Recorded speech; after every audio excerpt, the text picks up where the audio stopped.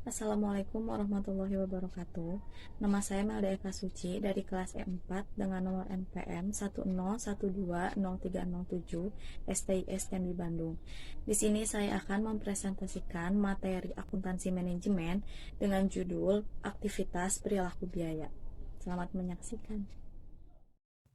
Perilaku aktivitas biaya.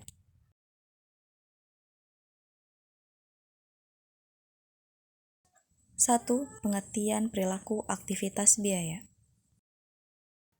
Perilaku aktivitas biaya adalah cara biaya berubah dalam hubungannya dengan perubahan penggunaan aktivitas. 2. Manfaat perilaku aktivitas biaya. Poin pertama, pengambilan keputusan. 2. Estimasi biaya di masa yang akan datang. 3. Evaluasi terhadap pelaksanaan di masa lalu. Mengapa sih perilaku aktivitas biaya perlu dijalankan di perusahaan? Karena pada umumnya, fungsi perilaku aktivitas biaya yaitu untuk diketahui fluktuatif atau naik turunnya biaya yang dikeluarkan oleh perusahaan. 3. Konsep dasar perilaku aktivitas biaya. Yang pertama, input. Input aktivitas adalah sumber daya yang dikonsumsi atau digunakan oleh suatu aktivitas untuk menghasilkan output. Input aktivitas dapat berupa bahan, energi, tenaga kerja, serta modal. 2. Output. Output aktivitas merupakan hasil atau produk suatu aktivitas yang dijalankan. 4. Jenis-jenis perilaku aktivitas biaya berdasarkan perilaku. Yang pertama, biaya variabel. Biaya yang berubah secara proporsional dengan aktivitas bisnis. Maksudnya, biaya yang dikeluarkan oleh perusahaan yang bergantung pada produksi yang dikeluarkan.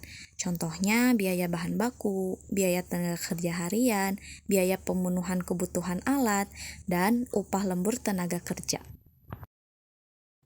Yang kedua, ada biaya tetap. Pengeluaran bisnis yang tidak bergantung pada tingkat barang atau jasa yang dihasilkan oleh bisnis tersebut.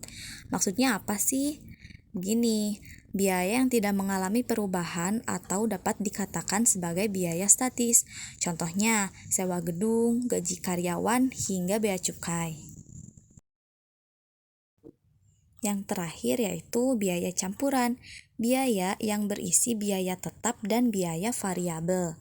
Seperti contohnya, biaya tenaga kerja tidak langsung, biaya bahan mentah tidak langsung, dan biaya listrik. Metode pemisah biaya campuran terbagi menjadi 3 yaitu 1. Tinggi rendah, 2. Scatter plot, 3. Kuadrat terkecil. 5. Penyediaan sumber daya. Penyediaan sumber daya terbagi menjadi 2. Yang pertama, sumber daya fleksibel, yaitu sumber biaya yang diperoleh dari luar dan tidak diperlukan adanya komitmen jangka panjang untuk setiap jumlah tertentu sumber daya.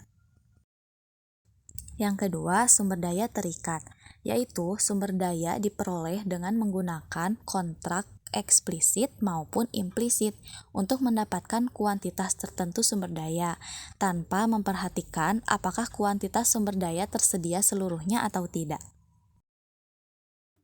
6. Asumsi linearitas. Hubungan antar variabel yang hendak dianalisis itu mengikuti garis lurus. Jadi, peningkatan atau penurunan kuantitas di satu variabel akan diikuti secara linear oleh peningkatan atau penurunan kuantitas di variabel lainnya. Dalam penerapan akuntansi manajemen, fungsi biaya dikonversi melalui hubungan linear, yaitu tingkat perubahan biaya dianggap konstan di seluruh tingkatan aktivitas untuk memudahkan penaksiran biaya. 7. Penilaian manajerial. Dan yang terakhir, pertimbangan manajerial merupakan metode yang paling luas yang digunakan. Banyak manajer menggunakan pengalaman dan observasi terhadap hubungan biaya pada masa lampau untuk menentukan biaya tetap dan variabel. Sekian video presentasi yang saya buat. Mohon maaf apabila banyak kesalahan karena saya pun masih dalam tahap belajar. Terima kasih atas perhatiannya. Akhir kata saya ucapkan wassalamualaikum warahmatullahi wabarakatuh.